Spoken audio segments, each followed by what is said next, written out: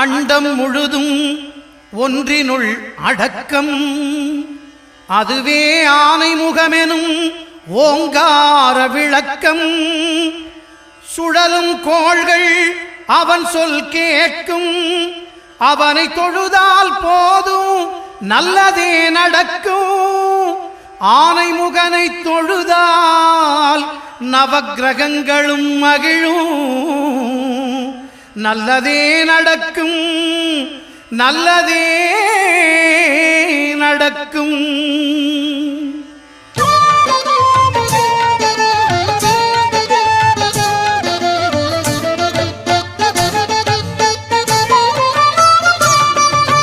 ஒன்பது கோளும் ஒன்றாய் காண